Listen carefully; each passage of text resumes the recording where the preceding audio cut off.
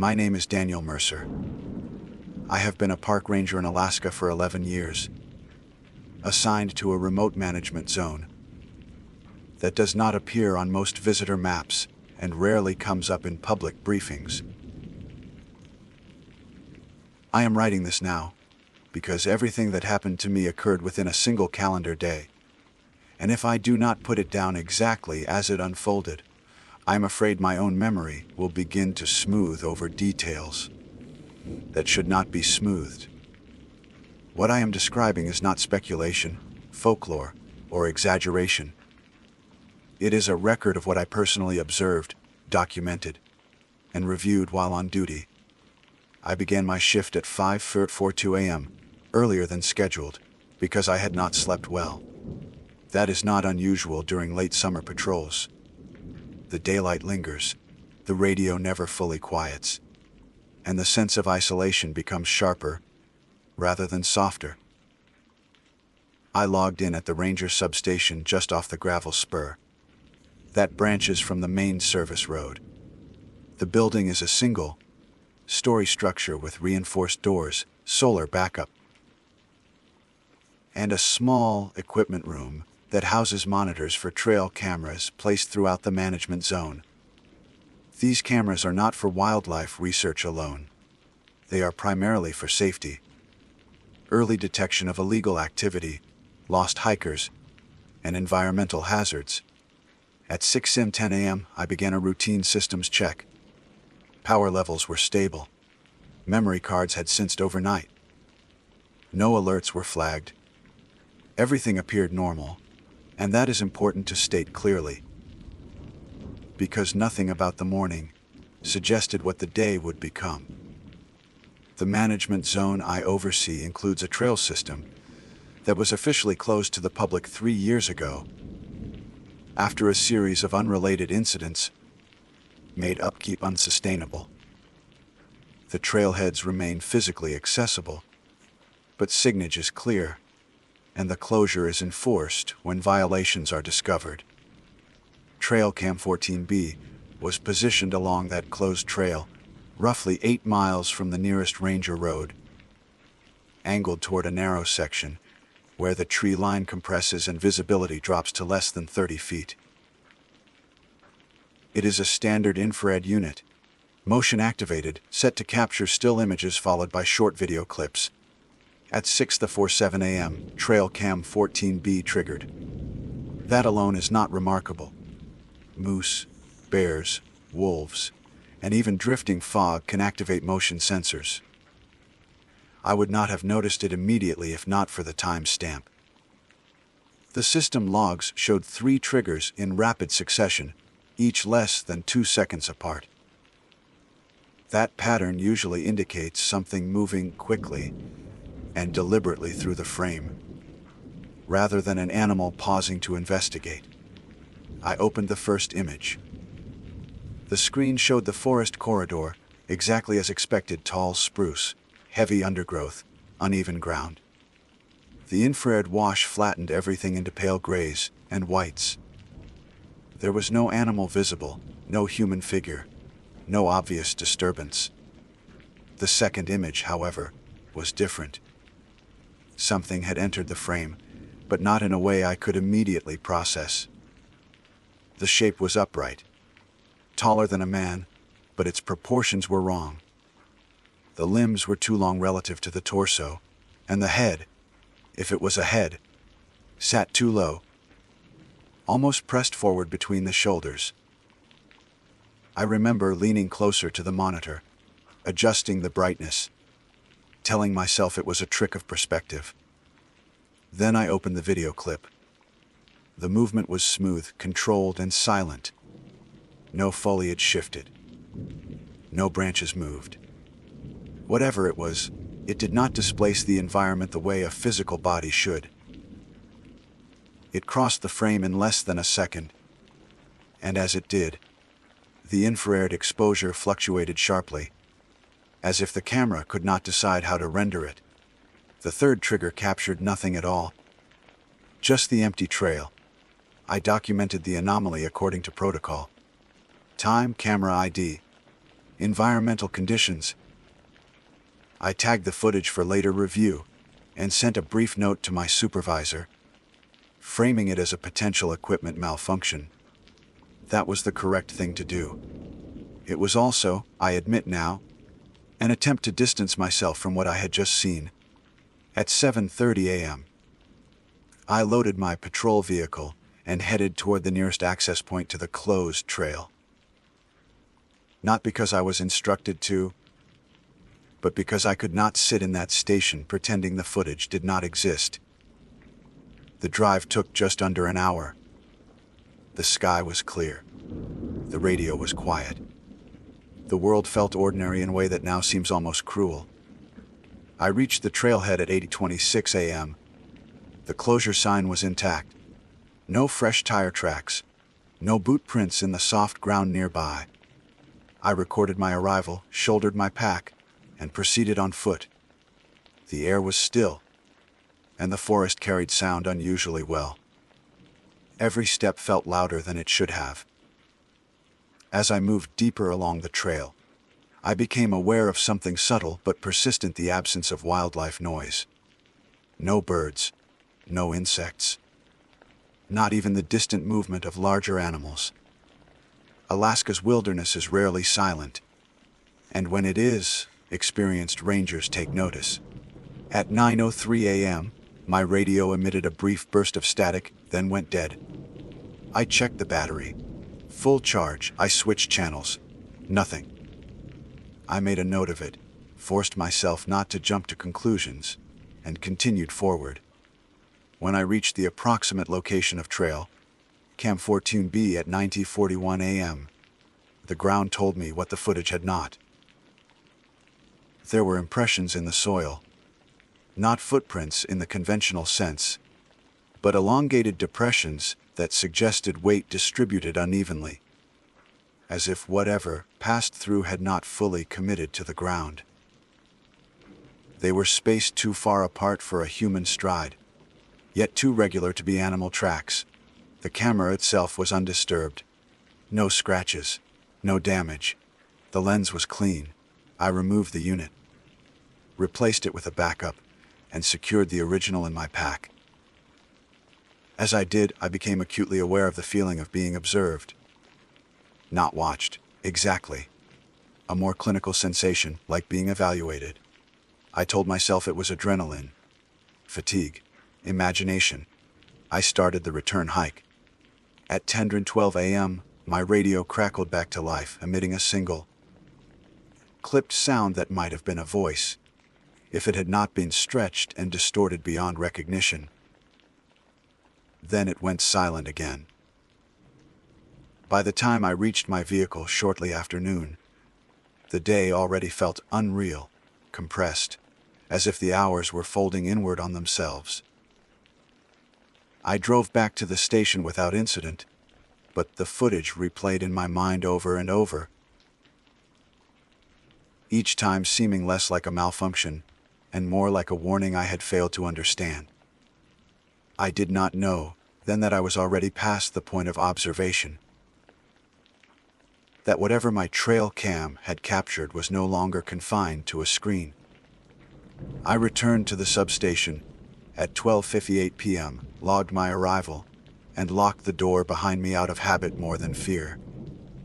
The interior smelled faintly of metal and dust, the same way it always had, and for a few minutes, I let myself believe that stepping back inside marked a boundary between whatever I had encountered out there and the normal routines of my job. I set my pack down, removed trail cam 14B, and placed it carefully on the desk beside the monitor array. The radio remained unresponsive. I documented that as well, noting the intermittent failure and the earlier burst of distorted audio. There was still no reply from my supervisor, but that was not unusual given the remoteness of the zone and the lag that sometimes accompanied internal messaging. I focused on what I could control, which was the data. At 1:17 p.m., I inserted the memory card from the camera into the workstation and began a full review. not just of the flagged event, but of every capture from the previous 24 hours. I did this slowly, frame by frame, forcing myself to treat the footage as evidence rather than spectacle. The hours before the morning trigger showed nothing out of the ordinary. A fox at 2:11 a.m., a brief fog drift at 3:46, then at exactly 7:13 a.m., the exposure shifted and the anomaly appeared again. Watching it on a larger screen did not make it clearer. If anything, the increased resolution made it worse. The outline refused to settle into any recognizable form. The shape suggested joints where joints should not be, angles that implied movement in more than one direction at once. When I slowed the clip to quarter speed, the background distorted around it, as though the camera's sensor was reacting to something that was not light in the usual sense. I stopped the playback and sat back, aware of my own breathing in the quiet room. I checked the system diagnostics. No voltage spikes, no data corruption. The camera had functioned exactly as designed. At 1:42 p.m., a new alert appeared on the monitor. Trail Cam 22C had triggered. That camera was positioned nearly 6 miles from 14B, along a different section of the closed trail network, separated by dense terrain and a shallow river cut. There was no logical way for a person or animal to move between those points in that amount of time, especially without leaving signs that would have been noticed earlier. I opened the image without hesitation this time. The forest corridor looked darker, the canopy thicker. The infrared wash showed the same pale geometry of trees and brush. And there, at the far edge of the frame, partially obscured by a spruce trunk, was the same elongated presence. It was farther away now, but unmistakable. The proportions matched. The posture matched.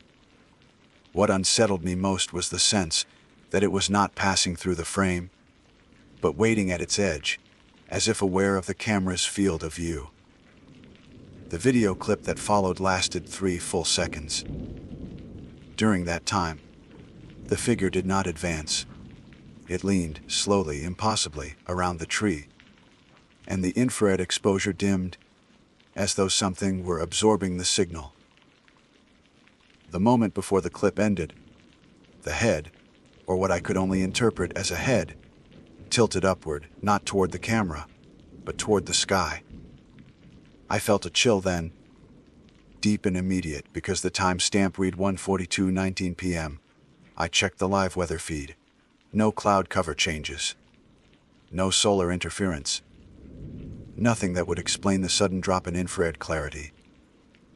By 2:00 p.m., 3 additional cameras had triggered, all along the closed trail system, all showing variations of the same presence. Never centered, never fully revealed, always at the margins, as though respecting an invisible boundary. The distances between the cameras made no physical sense. Whatever was being captured was not moving through the forest the way a biological organism would. It was appearing. I attempted to contact regional dispatch using the satellite uplink. The connection established, but no audio transmitted in either direction. The status indicator flickered, then stabilized, giving the illusion of connectivity without the substance. I sent a text-based alert instead, attaching still frames and logging it as a potential safety concern. At 2:37 p.m., the power flickered. The station's systems are designed to handle fluctuations. Backup engaged automatically, and the monitors rebooted without data loss. But when the displays came back online, the live feeds showed something new. Cameras that had not been triggered were now showing subtle motion, the background shifting as though the forest itself were breathing. I stood and moved closer to the screens, scanning each feed. On Cam 19A, A section of brush bent inward, slowly, without wind. On Cam 07D, the shadows lengthened, not with the movement of the sun, but as if the light source were being occluded from within the frame. I checked the time. 3:01 p.m. That was when I realized the pattern. The triggers were not random. They were converging. Each activation brought the presence closer to the station, following the closed trails that, by design, funneled toward this very location. Trails I had always thought of as inert lines on a map now felt like channels, deliberately laid, guiding something inward. I locked the interior office door, even though it offered little real protection, and began recording a continuous log on my body camera, narrating what I observed in precise, neutral language. This was training asserting itself over fear. If something happened, there needed to be a record. At 3:24 p.m., the exterior motion sensor tripped. I froze listening. There were no footsteps, no impact against the structure. Just the soft click of the sensor relay, and the sudden awareness that the space outside the walls was no longer empty. I pulled up the exterior camera feed. The clearing in front of the station was empty, but the image was wrong. The trees in the background appeared closer than they should have been, compressed, their trunks subtly bowed inward. At the edge of the frame, where the gravel met the tree line, the infrared exposure dropped to near black, as if the camera could not see into that space at all. I did not approach the window. I had the distinct, unshakable impression that if I acknowledged whatever occupied that darkened margin, if I confirmed its presence through direct observation, something irreversible would occur. At 4:10 p.m., the radio activated on its own. A sound emerged, low and rhythmic. Not speech but patterned enough to suggest intent. It rose and fell, like breath slowed to an unnatural cadence. I reached to turn the unit off, and the sound stopped immediately, leaving the station in a silence so complete it felt pressurized. Outside, the afternoon light dimmed, though my watch insisted the sun was still high. The day was bending, stretching, no longer behaving like time I recognized. And through it all, the cameras continued to trigger, each alert a reminder that whatever my trail cam had first captured was no longer content to remain unseen. At 4:38 p.m., I became aware of the sound before I consciously registered it as abnormal. It was subtle, almost beneath notice. A low resonance that seemed to vibrate through the station rather than enter it from outside. The walls did not rattle. The windows did not hum. It felt internal, as if the air inside the building had acquired a pulse. I checked my body camera. The red indicator was still lit. The continuous log was running. I forced myself to move with intention. Panic narrows perception, and I needed clarity more than speed. I approached the main monitor again and brought up the exterior feeds, one by one. The clearing remained empty. No visible movement. No identifiable form. But the distortion along the tree line had deepened. The boundary where forest met open ground now appeared uneven, the trees bending inward at inconsistent angles as though perspective itself were failing. At 4:52 p.m., Trailcam 14B's replacement unit triggered. I stared at the alert for several seconds before opening it, already knowing what I would see and dreading the confirmation. The image loaded slowly. The infrared wash struggled, pixelating before resolving into something that made my stomach tighten. The presence was closer now. Much closer. It occupied nearly half the frame, no longer constrained to the margins. The elongated limbs were clearer, jointed in ways that suggested flexibility beyond bone. The torso appeared narrow, stretched, as if pulled upward from a single point. The surface of it did not reflect infrared the way skin or fur should. It absorbed it, creating a void around its outline that swallowed detail. And it was facing the camera. There were no eyes I could identify, no features I could comfortably label as a face. But there was orientation, intention, the unmistakable sense of attention being directed outward, through the lens, toward whoever would eventually review the footage. Toward me. I closed the feed and stepped back, heart pounding, forcing myself to breathe evenly. This was still data. Still images. Still something that, in theory, could not cross the boundary between representation and reality. At 5:07 p.m., the station's lights dimmed again.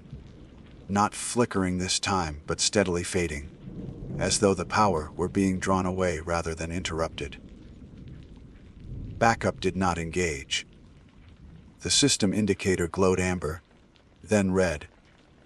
I grabbed a flashlight from the equipment rack, clipped it to my vest, and checked my watch.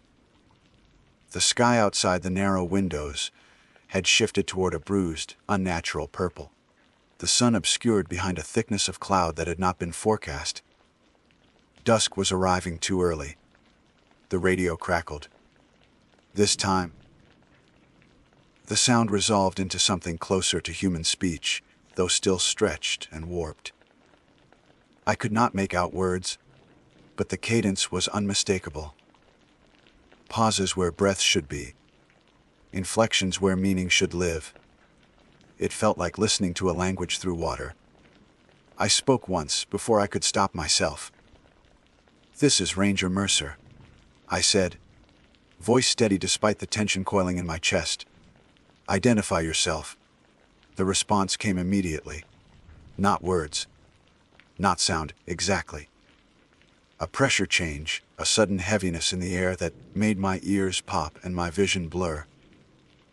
The radio fell silent, but the sensation lingered, pressing inward, as though something had acknowledged the attempt at contact and dismissed it as unnecessary. At 5:23 p.m., there was a knock on the station door. It was gentle, deliberate. 3 measured taps, spaced evenly, delivered with restraint. I did not move. Protocol dictates that rangers do not open doors after hours unless a situation has been verified through visual confirmation and radio contact. Neither condition had been met. I remained where I was, hand resting near the bear spray on my belt, aware of how inadequate that tool would be against something that did not behave like an animal. The knock came again. 3 taps. This time, the exterior camera feed updated without a motion alert. The clearing was still empty. No figure. No shadow. The door itself showed no sign of contact. Yet the sound was unmistakable, reverberating through the structure. I understood then that whatever was outside did not require a physical presence to interact with the station. The trail cams had not captured a body moving closer. They had captured a focus, a narrowing of attention converging on this point. At 5:41 p.m., the body camera emitted a warning tone, indicating low storage. I acknowledged it verbally, noting the time, and continued narrating. My voice sounded distant to my own ears, flattened by the oppressive stillness that now filled the building. "I am experiencing auditory contact without visual confirmation," I said. "The entity appears to be capable of influencing electronic systems and environmental perception. I am remaining inside the secured structure." Outside, the light continued to fade. At 6:02 p.m., the knocking stopped. The silence that followed was worse. It felt anticipatory, as though the absence of stimulus was itself a message. I waited, counting my breaths, listening for any change. None came. Slowly, the exterior camera feed began to change. The clearing darkened beyond what the falling light should allow. The center of the image remained visible, but the edges collapsed inward. The frame narrowing, the visible world shrinking as though something were closing a lens from the outside. The tree line blurred, smeared into indistinct shapes, and then disappeared entirely. The final image showed only the station itself, rendered in stark infrared contrast, isolated in a void of black. I realized, with a clarity that cut through fear, that the cameras were no longer watching the forest. They were watching me. At 6:09 p.m., every interior monitor went black simultaneously. The station was plunged into darkness, illuminated only by the narrow beam of my flashlight. The hum I had noticed earlier intensified, vibrating through my chest, through my bones. The air felt thick, resistant, each breath an effort. I backed away from the desk, moving toward the interior office, keeping the beam trained ahead of me. The light caught on familiar shapes. File cabinets, a chair, the edge of the doorway. Anchors of normalcy in a space that felt increasingly unreal. Then the beam struck the wall beside the door. There was a shadow there that did not belong to anything in the room. It was elongated, distorted, its edges feathered as though bleeding into the surface. And as I watched, it shifted, not in response to my movement, but independently, stretching upward, narrowing, taking on the same impossible proportions I had seen on the trail cam footage. I did not scream. I did not run. I did the only thing my training and instinct agreed upon. I turned the flashlight off. In the darkness that followed, the pressure eased. The hum softened, receding like a tide pulling back. The shadow dissolved, leaving the wall bare and unmarked. I stood there, heart racing, every sense strained, waiting for something, anything to happen. Nothing did. Minutes passed. I checked my watch by touch alone. 6:47 p.m. The same time the first trail cam had triggered that morning. When I turned the flashlight back on, the station was unchanged. The monitors flickered back to life one by one, displaying normal feeds. The exterior camera showed the clearing as it always had. The forest at a respectful distance, the world behaving itself again. The radio crackled once, then settled into a steady, reassuring hiss. I did not leave the station until my relief arrived later that night. I did not tell them everything.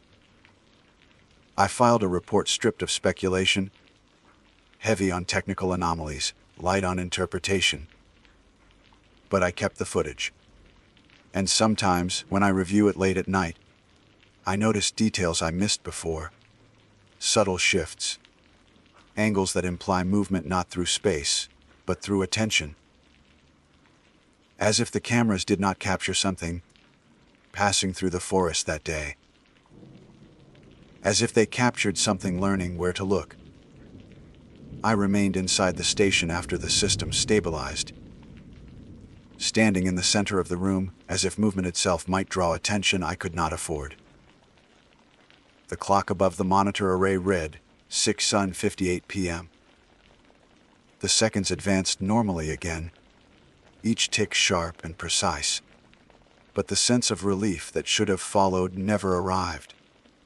The absence I felt was not peace. It was restraint. I documented the restoration of power and signal, my voice deliberately even, describing the return of baseline conditions, as if repetition could anchor reality in place. The body camera indicator showed it was recording again, storage freed when the monitors rebooted. I resisted the urge to review what it had captured during the blackout. Some part of me understood that there was value in not knowing every detail immediately, that comprehension carried its own risks. At 7:06 p.m., I received a delayed message from my supervisor, timestamped hours earlier but only now delivered. It asked for clarification regarding my earlier alert and requested confirmation of my status. I responded succinctly, reporting that I was secure, that equipment irregularities had resolved, and that I would submit a full incident report at shift's end. I did not attach footage. I did not elaborate. The words felt inadequate even as I typed them, like describing a fracture as a bruise. Outside, the forest settled into night with unnatural speed. The last light drained from the clearing, replaced by a darkness that pressed against the windows without reflecting back. I checked the exterior feed again. No distortion, no compression. The trees stood where they always had, upright and separate, their boundaries respected. If not for the lingering tension in my chest, I might have believed the worst had passed. At 7:19 p.m., a soft alert chimed. Trailcam Zo9F had triggered. That camera was positioned less than half a mile from the station, along a short connector path that maintenance crews once used before the closure. It had not activated all day. I stared at the alert, my hand hovering over the mouse, aware of how quickly certainty could erode. When I opened the image, my breath caught my efforts to remain composed. The frame showed the connector path, bathed in infrared light, the ground pale and uneven. There was no figure present, no elongated silhouette, no distortion of exposure. Instead, there was something worse, a clear, unmistakable human boot print, impressed into the soil, fresh enough that the edges had not yet crumbled. It was facing toward the station. I leaned closer, zooming in, noting the tread pattern, the depth, the weight distribution. It was not mine. I had not walked that path since morning, and my boots left a different imprint. The print suggested a standard, issue hiking boot, adult size, recent manufacture. Whoever had left it had done so deliberately, stepping just into the camera's field of view, and no further. The video clip that followed showed nothing moving. The print simply existed, a mark without a maker. I checked the next scheduled trigger. Nothing. No follow-up motion. The forest 133 p.m. Another alert sounded. Trail cam no 9F again. The new image showed a second boot print, slightly ahead of the first, aligned perfectly, as if the person had taken a single step forward and then stopped. The spacing was precise, measured, not hurried, not hesitant. I felt a cold understanding settle over me. The earlier presence had not vanished. It had changed approach. It no longer needed to distort light or collapse perspective to announce itself. It was demonstrating control through absence, through implication, through the suggestion of human behavior, executed without a human body. I stood and approached the front door, stopping several feet short. I did not touch the handle.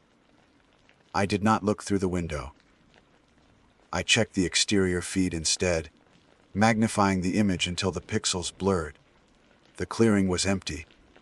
No person. Only the faint suggestion of depth where the darkness thickened near the tree line.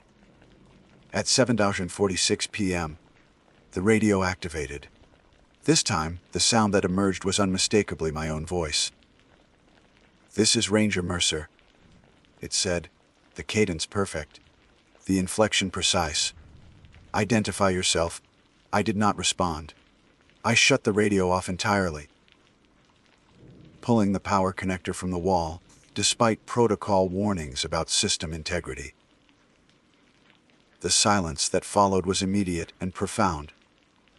Like the sudden absence of pressure after surfacing from deep water, my body camera continued to record. I narrated what I had heard, careful to distinguish between original transmission and mimicry. Speaking the distinction aloud felt necessary, a line drawn between me and whatever had learned how to shape my words.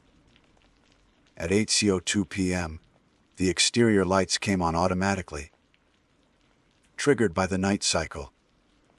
The floodlights washed the clearing in stark white, casting sharp shadows that left nowhere for ambiguity to hide. I watched the feed intently, scanning every corner of the illuminated ground. Nothing appeared. Then, slowly, at the very edge of the light's reach, the darkness deepened, not receding but thickening, like ink spreading through water. The boundary between light and shadow became uneven, jagged, as if something were pressing against it from the outside. I realized then that the light was not a deterrent. It was a reference point.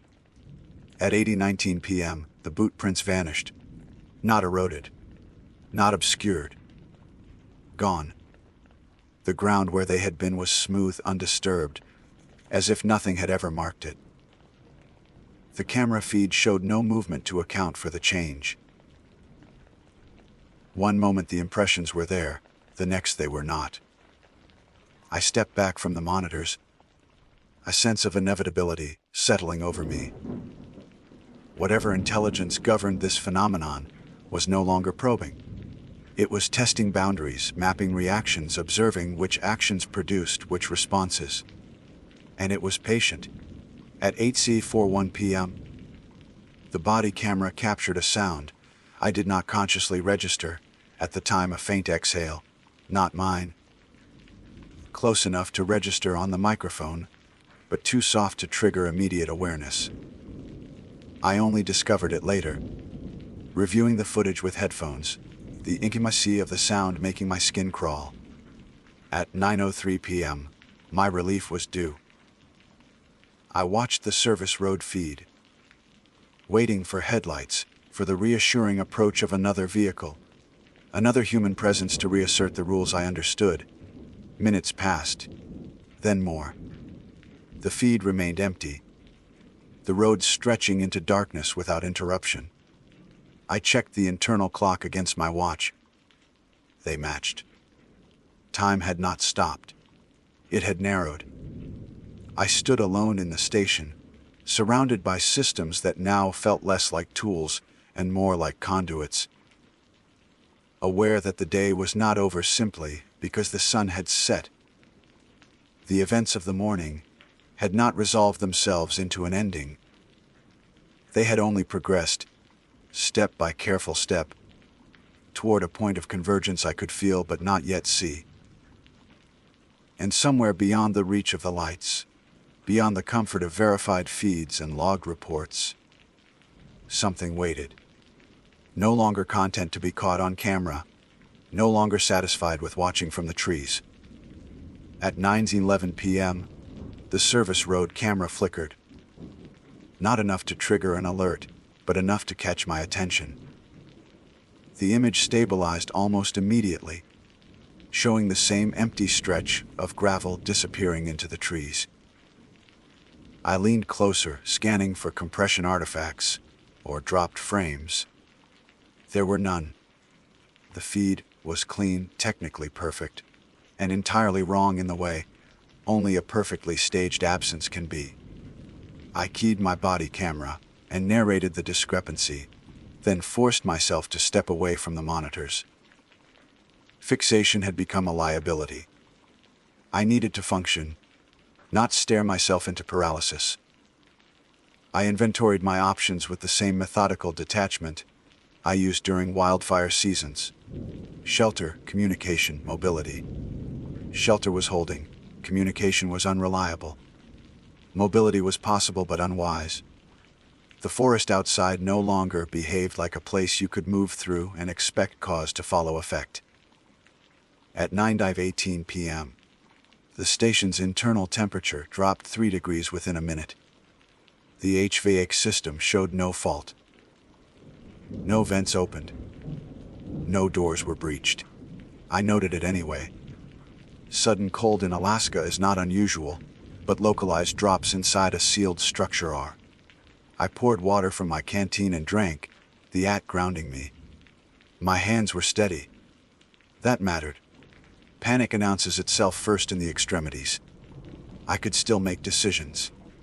The radio unplugged, emitted a brief chirp. I froze, then approached it slowly. The unit sat dark and inert, power cable coiled beside it. No indicator lights. No battery installed. The chirp came again, softer this time, like feedback trying to remember how to be sound. I did not touch it. I narrated the occurrence and stepped back, putting physical distance between myself and the desk. At 9:27 p.m., Trail Cam 22C triggered again. I hesitated before opening it, then did so with a kind of resigned curiosity. The image showed the same corridor as earlier, but the angle was subtly wrong. The camera had not moved, yet the perspective suggested a lower vantage, as if the ground itself had risen to meet the lens. In the center of the frame, there was a gap in the trees where none existed before. Not a clearing, more like a subtraction, a place where the forest refused to render. The video clip lasted 5 seconds. During those 5 seconds, the gap deepened. The edges of the trees bowed inward, not bending, but curving as if being viewed through thick glass. No figure emerged. No motion crossed the frame. The absence itself was the event. I closed the feed and felt the station respond, a subtle shift in pressure. The sense of being enclosed tightening by a fraction. It occurred to me then that the cameras were no longer passive observers. They were stimuli. Each time I engaged with the footage, something adjusted, refined. I stopped opening new alerts. At 9:39 p.m., there was a sound in the hallway. It was not footsteps. It was a change in acoustics, the way a room sounds different when another body occupies it. A softening of echoes. A dampening of space. I stood, flashlight in hand, and aimed the beam down the corridor. The light revealed the familiar locker's bulletin board. The emergency exit sign glowing green. Nothing else. But the sound persisted, subtle and undeniable. I took one step forward. The sound retreated, not moving away so much as thinning, as if the space itself were stretching. I stopped. The sound stabilized. This was not pursuit. It was calibration. At 9:52 p.m., my watch vibrated with a calendar alert I did not remember setting. The notification read only CHEAN. No sender, no context. The timestamp was current.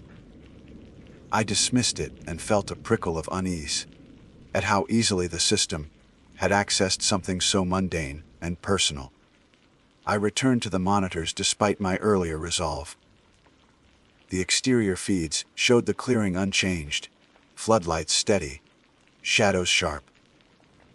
The service road remained empty. Then, at the far end of the road feed, a pair of headlights appeared. Relief hit me so hard it left me momentarily lightheaded. The lights were distant but unmistakable, cresting the slight rise where the road curves through the trees. I watched as they advanced slowly, steadily, resolving into the familiar shape of a Ranger vehicle. The speed was right. The spacing of the lights was right. Everything about it fit the pattern of a normal arrival. I keyed the body camera and narrated the development, voice tightening despite my efforts. I reached for the door control, then stopped myself. Protocol. Visual confirmation first. I waited, eyes locked on the feed. The vehicle slowed as it approached the clearing. Then it stopped. The headlights remained on, illuminating the gravel, casting long shadows that stretched toward the station. The driver's side door did not open. The engine did not cut. The vehicle simply sat there, idling soundless through the camera's silent eye. I toggled audio capture on the feed. Nothing. I raised my flashlight and aimed it at the front window, letting the beam spill out into the clearing. The headlights did not flicker in response. No acknowledgement. No movement. I realized then what detail was missing. There was no reflection. The headlights cast light outward, but they did not reflect back off the station windows. Not the way they should have. The glass remained dark, opaque, as if the light could not see me any more than I could truly see it. At 10:07 p.m., the headlights turned off simultaneously. The vehicle vanished. Not reversed, not driven away. Gun between frames, leaving the road empty and unmarked. No dust, no shadow, no afterimage. The feed showed the same gravel stretch as before, uninterrupted, unaltered. I stepped back, the room seeming to tilt around me. This was escalation, clear and undeniable. The phenomenon had progressed from observation to imitation to fabrication. It was constructing scenarios, testing responses, refining its models based on my expectations. I spoke aloud, not to the radio, not to the cameras, but to the empty air. "You don't need to do this," I said, immediately aware of how futile the statement sounded. "There are rules." The pressure returned, gentle but firm, like a hand placed against my chest. Not pushing, not pulling, simply there. At 10:21 p.m., the station's internal lights brightened beyond their normal setting, then dimmed back to standard levels. A display of control. A reminder. I sat down on the floor with my back against the wall, keeping the flashlight trained forward. Fatigue crept in at the edges of my awareness, the dangerous kind that invites mistakes. I focused on small, concrete details, the texture of the tile, the weight of my gear, the steady rhythm of my breathing. At 10:38 p.m., the body camera captured another sound. This time I heard it. My name. Not spoken aloud, not through the radio, but impressed into the air with the same pressure I had felt earlier. No voice, no accent, just recognition. I did not respond. I understood now that engagement was the axis on which everything turned. Cameras watched because I watched them. Sounds spoke because I listened. Shapes formed because I sought them. The phenomenon did not force interaction. It invited it, patiently, intelligently, learning with every moment. Outside, the forest remained dark and still, the floodlights carving a small island of certainty out of a much larger unknown. Inside, I stayed exactly where I was, suspended in a night that refused to end, waiting for the next test, knowing that each passing minute brought whatever this was closer to a version of me it could finally understand. At 10:46 p.m., I became aware of how quiet my own body had become. My breathing had slowed without my noticing. My pulse, which I could feel earlier in my throat and wrists, now seemed distant, muffled, as if the night had begun to dampen internal sounds, as effectively as it muted the forest outside. I adjusted my posture against the wall, flexed my fingers, and spoke my name aloud once, just to confirm that sound still belonged to me. It did. That mattered more than I wanted to admit. I checked my watch again. The seconds advanced normally, but the sense of duration was wrong. Each minute felt stretched, elongated, as though time were being diluted. I narrated the sensation clinically, describing altered temporal perception without interpretation. Language, I had learned, was a boundary. Precision kept things from leaking across it. At 10:53 p.m., the hallway sound returned. This time it was closer, unmistakably occupying the space, just beyond the reach of my flashlight beam. I did not point the light toward it immediately. I had begun to understand that illumination was not neutral. It defined edges.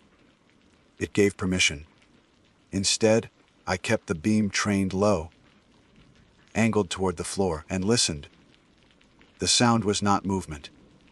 It was presence manifesting acoustically, the way a room feels fuller when another person stands just out of sight.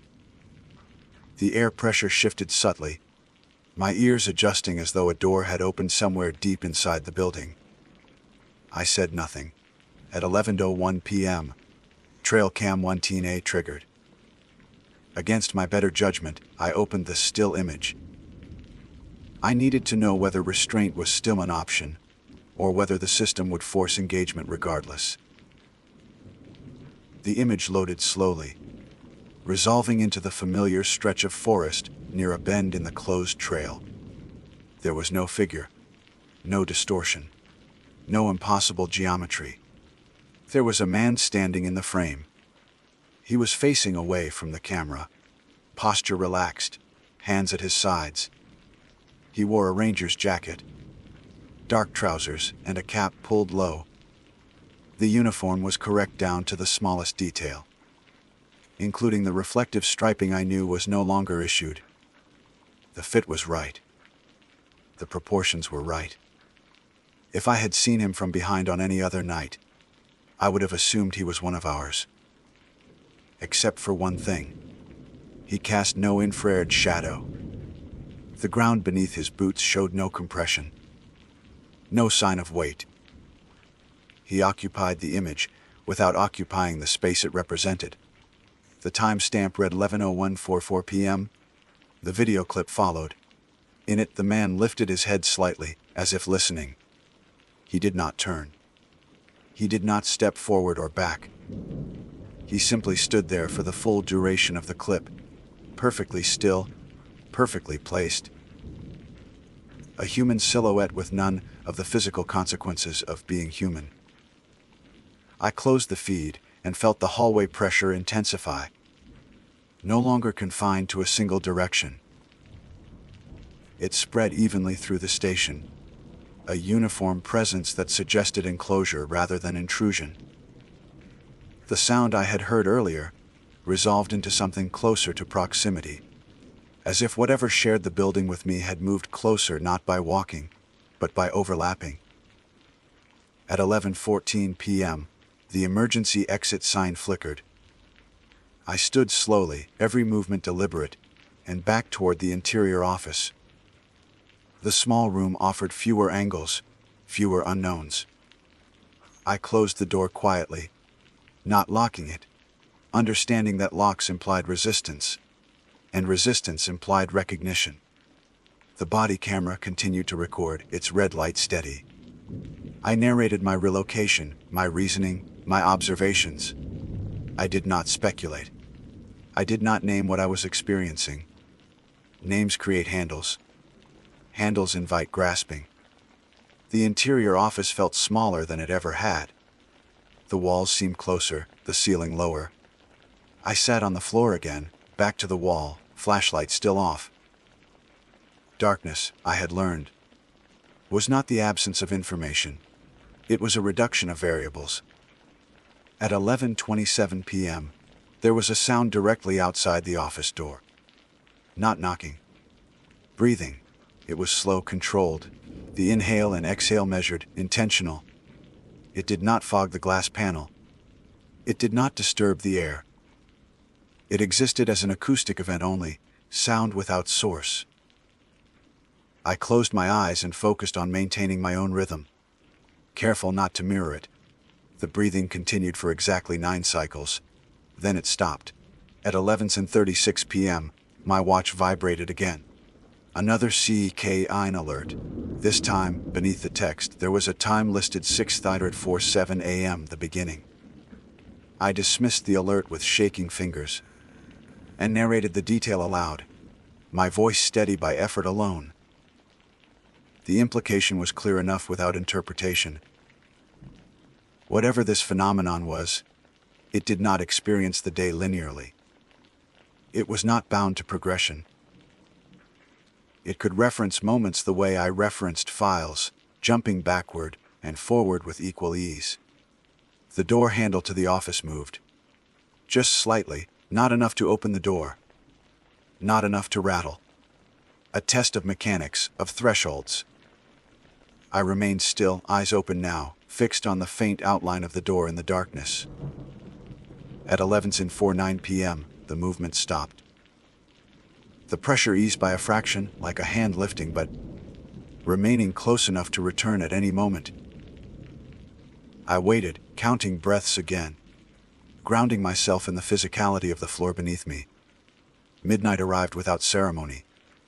No alert, no sound, no shift in light.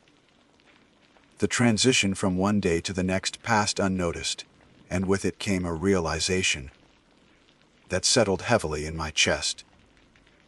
The promise that everything had happened within a single day had been a comfort earlier, an implied boundary. But boundaries only matter if the other side acknowledges them. At 12:08 a.m., the monitors outside the office reactivated on their own. I did not go to them. I could hear the faint hum of the screens, the soft clicks as feeds updated. I imagined what they might be showing and refused the image its power by leaving it unrealized. The breathing returned, this time inside the office. It did not come from the door. It did not come from the walls. It came from the space above me, just out of reach, as if the ceiling had acquired lungs. The sound was close enough that I could feel it rather than hear it, a subtle vibration against my skin. I spoke then, quietly, carefully. "I am still here," I said, not a challenge, not a greeting, a statement of fact. The breathing paused. In that pause, I sensed something shift, not emotionally, but structurally, like a system updating parameters after receiving new input. The air grew lighter, the pressure easing further. The sound withdrew, not receding, but disengaging. At 12:31 a.m., the office door opened on its own. Just a few inches. The hallway beyond was empty, illuminated dimly by the monitor glow. No shadow waited at the threshold. No figure leaned in. The invitation was subtle, unmistakable, and deeply unsettling. I did not cross it.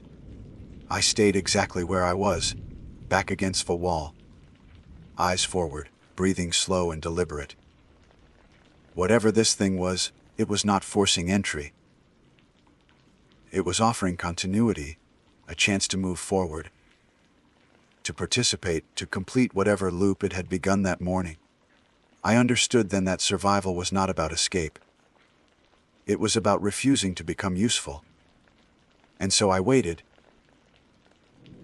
In the narrow space between acknowledgement and denial, holding to the last rule I could trust.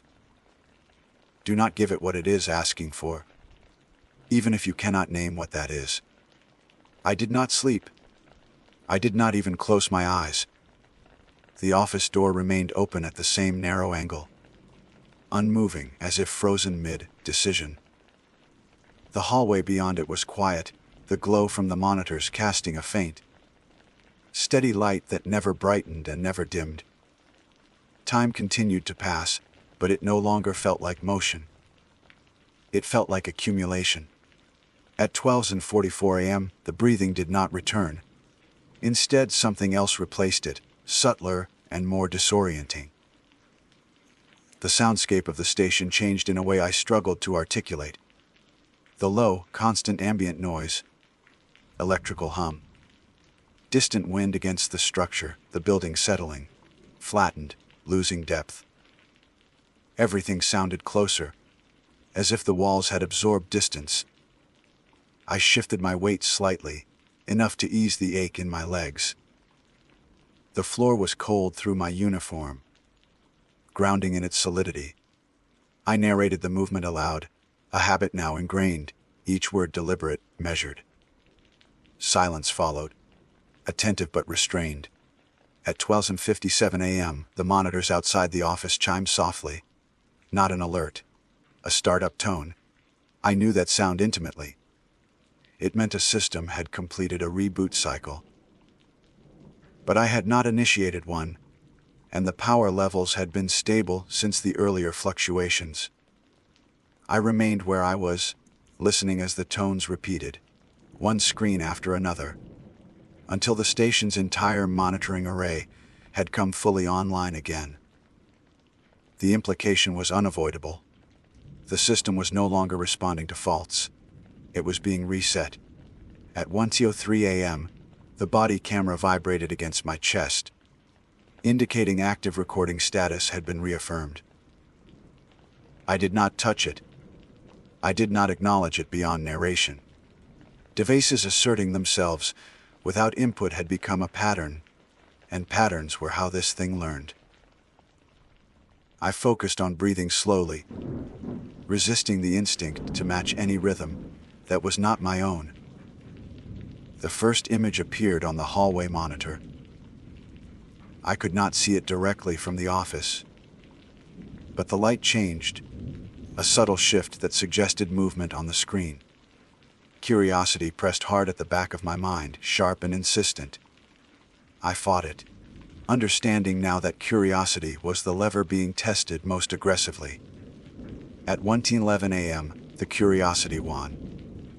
I stood slowly and approached the doorway, stopping just short of the threshold. From there, I could see the nearest monitor without fully entering the hallway. The feed displayed trail cam, 14B's replacement unit, the same corridor of trees that had started all of this. The image was normal, too normal. The forest looked calm, undisturbed, rendered in clean infrared contrast, no distortion, no voids, no impossible geometry. It was the kind of footage you would use in training materials to show what a properly functioning system should capture. Then a figure stepped into the frame. It was me, not an approximation, not a silhouette, me. The uniform was mine, complete with the small tear near the left cuff I had never bothered to repair. The posture matched my habitual stance, weight slightly favoring one leg, shoulders set the way they were when I was alert, but not tense. The camera time stamp, read 1:11:36 a.m. I watched as the figure in the feed turned slowly toward the camera. The face resolved in stark infrared detail, every feature correct, every asymmetry accounted for.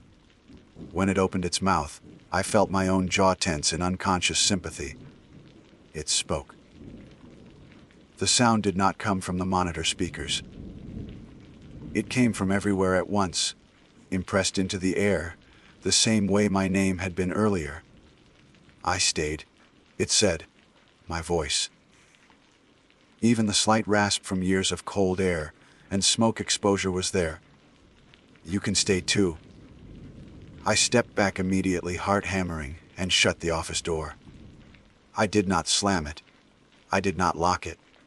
I closed it with deliberate care, denying the moment any dramatic punctuation it could use to escalate. Inside the office, the pressure returned, heavier than before, pressing down from above and around, compressing the space until it felt barely large enough to contain me. I slid back down the wall and sat, drawing my knees up slightly, flashlight still off. I spoke into the darkness, not loudly, not in anger. "That's not how this works," I said. "You don't get to decide that." The pressure paused. Not lifted. Paused. At 1:24 a.m., the monitors outside the office changed again. I could hear the soft click as feeds cycled, one after another. I did not look. I described the sounds, the timing, the sequence. The discipline of observation without engagement was the last defense I had. The station creaked. A long, slow sound that traveled through the structure like a stretch after prolonged stillness. The building had always made noise in the cold, but this was different. It felt coordinated, as if the station were being gently tested, its limits explored. At 1:39 a.m., the office door handle turned fully this time. The door did not open. I had not locked it, but something held it in place. A resistance I could feel through the air, like opposing pressures meeting. The handle turned once, twice, then stopped. A voice spoke again. Closer now, just beyond the door. "You already know how to do this," it said. Not my voice this time. Not quite. The tone was flatter, the inflection imperfect, as if it were still refining the model. "You watch. You log. You wait." It was right. And that was the most dangerous part. At 1:52 am, the voice faded, replaced by silence so deep it felt brittle. I waited for the next escalation, the next test, bracing myself for movement or sound. Instead, there was nothing. Minutes passed. Then more. The pressure slowly eased, not withdrawing entirely, but loosening enough that I could breathe more freely. My muscles ached from tension, but I did not move. I did not want to signal relief. At 20:17 am, the office door swung open. The hallway was empty. The monitors showed normal feeds. The trail cameras displayed undisturbed forest. The service road stretched into darkness unchanged. No figures, no distortions, no impossible reflections. It was as if the station had decided to pretend nothing had happened. I did not trust it. I remained seated, watching the doorway, narrating the apparent normalization while cataloging every inconsistency. The absence of anomalies felt deliberate. A reset to baseline meant to test whether I would relax, whether vigilance would lapse without constant provocation.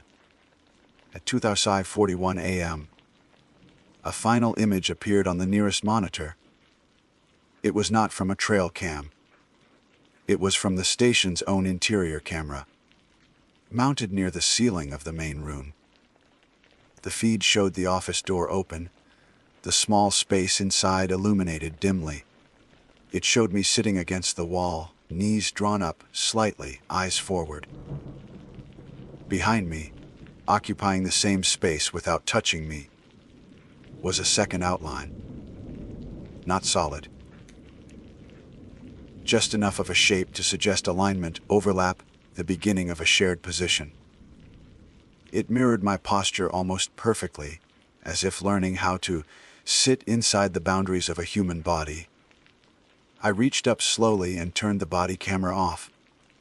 The red light went dark. The outline in the monitor wavered, blurred, then vanished, leaving only my own image behind. I sat there in the sudden, heavy quiet, understanding at last what the cameras had captured all along. Not a creature, not an intruder, a process, one that observed, replicated, refined, and waited for the moment when the difference between watcher and watched became small enough to disappear. And I knew, with a certainty that hollowed me out, that the only reason it had not finished whatever it was doing was because I was still refusing to give it the final piece. My participation. The darkness after I turned the body camera off felt different from every other darkness that night. It was not heavier or lighter. It was quieter in a way that suggested something had lost a reference point. I remained still, hands resting flat on the floor, breathing slow and controlled, listening for any indication that the act had triggered retaliation. Nothing came. Minutes passed. Then more. The office clock ticked audibly now, each second landing with a precision that had been absent for hours. The building's ambient noises returned in layers. The faint electrical hum, the subtle creak of cooling metal, the distant whisper of wind finding seams in the structure. These were familiar sounds. They belonged to a world that obeyed rules. At 2:56 am, the pressure that had lingered like a hell breath finally released. Not all at once, but in stages, easing outward until the office felt like a room again, instead of a containment space. I did not move immediately. Relief, I had learned, was another form of vulnerability. I watched the doorway. The hallway beyond remained empty. The monitors glowed steadily. no longer cycling or chiming. Whatever process had been unfolding appeared to have paused, stalled, or reached a condition it could not advance beyond without my cooperation. At 3:08 a.m., I stood. My legs protested, pins and needles flaring as circulation returned. I waited for the dizziness to pass, grounding myself by touching the wall, feeling its solidity. I narrated the movement out of habit, though without the body camera running. The words felt less like evidence and more like reassurance. I stepped into the hallway. Nothing reacted. The main room looked unchanged, but I noticed details I had missed earlier. A chair slightly out of alignment with the desk. A binder open where I knew I had closed it.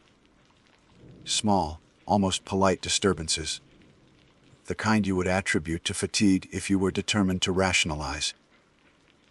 I did not touch anything. I simply observed. The monitors displayed normal feeds across the board. Trail cams showed empty forest corridors. The service road was clear. Interior cameras showed exactly what they should: an empty station with a single ranger standing near the office doorway. I checked the time. 3:14 a.m. The same window when the first camera anomaly had appeared earlier that day, though hours removed now, wrapped into a different context. The repetition felt intentional, a loop revisited, an anchor point being tested for resonance. I made coffee. The act was deliberate, measured, human. I filled the kettle, set it on the burner, waited for the familiar sounds of heating water. The smell grounded me more than anything else had. Whatever intelligence had been probing me understood systems, patterns, interfaces. It did not understand ritual. Not yet.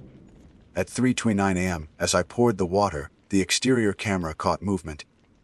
I froze, mug halfway filled, eyes flicking to the monitor. The clearing outside the station showed a subtle shift near the tree line. Not a figure, not even a shadow. More like a misalignment. As if two versions of the same image were briefly overlaid and then snapped back into place. I set the mug down without drinking. The movement did not repeat. At 3:41 a.m., trail cam Zo7D triggered. Against my better judgment, I opened the still image. The feed showed the same empty stretch of forest I had seen dozens of times over the years. No presence, no distortion. But something new had been added, something so ordinary it took a second to register. A sign. It stood just inside the camera's field of view, nailed to a tree at chest height. The wood was fresh, pale against the darker bark. The lettering was blocky, uneven, as if carved with a knife rather than painted. It read Slossid. I stared at it, my mouth dry. That sign did not exist yesterday. It was not part of any inventory, and more unsettling than its sudden appearance was its accuracy. The trail was closed. The word was correct. The message was appropriate. It was enforcement, not intrusion. The video clip showed no movement. The sign simply existed, compliant with the rules I had enforced for years. At 3:58 a.m., another trail cam triggered. Another sign. This one read no a CCS. The pattern was unmistakable now. The phenomenon had shifted from imitation to administration. It was not trying to lure me anymore. It was trying to assume the role I occupied, to replicate not just my appearance or voice, but my function. I felt a tightness in my chest that had nothing to do with fear. This was escalation of a different kind. At 4:12 a.m., the service road camera flickered again. Headlights appeared in the distance, just as before. This time, I did not feel relief. I felt dread. I watched as the vehicle approached, every detail aligning with expectation. The speed, the angle, the way the beams swept the gravel. When it stopped in the clearing, the driver's door opened. a figure stepped out. He wore a ranger's uniform. Not mine. The patches were from an older issue, the insignia outdated by at least a decade. The posture was rigid, formal, as if copied from a manual illustration rather than a living person. He did not look toward the station. He faced the tree line. Standing at attention, I did not move. I did not speak. I did not turn on the body camera. The figure raised one arm and pointed. Not at the station, but toward the forest, toward the closed trails beyond the lights. The gesture was slow, deliberate, instructional. Then he lowered his arm, stepped back into the vehicle, and closed the door. The headlights remained on for a few seconds longer, illuminating the clearing in harsh white. Then they shut off. The vehicle did not disappear this time. It remained dark and inert, a shape without illumination, occupying space in a way the previous apparition had not. The camera feed showed it clearly, undeniably present. I understood then that the phenomenon was no longer content with suggestion alone. It was attempting permanence, physicality, integration. At 4:37 a.m., the sky began to lighten almost imperceptibly, the deep black giving way to a thin, cold gray. Dawn was approaching, indifferent to whatever had been unfolding through the night. The vehicle remained. The forest remained still. Inside the station, I stood alone, watching a version of my world being quietly revised by something that had studied me long enough to know where authority lived, how it was expressed, and how it might be replaced. I felt a heavy certainty settle over me. This thing did not want me gone. It wanted me obsolete. At 4:58 a.m., the service road feed went black. Not the monitor, just the feed. When it returned, seconds later, the clearing was empty. The vehicle was gone. The gravel showed no tracks, no disturbance, no sign that anything had ever been there. Dawn continued its slow arrival. I picked up my mug and took a sip of the now lukewarm coffee. It tasted thin, unsatisfying, but real. I welcomed that. Whatever this process was, whatever intelligence was learning how to wear my world, like a uniform, it had paused again, constrained by something I could not see, but could feel tightening as the light returned. The day that had begun at 7:47 a.m. was approaching that hour again, and I knew with grim certainty that the cycle was not finished. By 5:06 a.m., the sky had shifted from gray to a thin, washed-out blue that made everything feel exposed. Dawn in Alaska does not arrive gently. It reveals. The station looked smaller in the early light, less like a refuge and more like a box set down temporarily in a place that did not need it. I stood at the front window, not touching the glass, watching the clearing take shape as shadows retreated into their proper places. Nothing waited outside. No vehicles. No distortion at the edge of sight. The forest resumed its ordinary posture, trees upright, distance restored. Birds began to call, tentative at first, then with growing confidence. The sound hit me harder than any of the night's events. Life returning meant the night had not been a dream. At 5:18 a.m., the radio crackled, clean, normal static, followed by a familiar voice from dispatch checking in for morning roll call. I answered automatically, my response clipped and professional.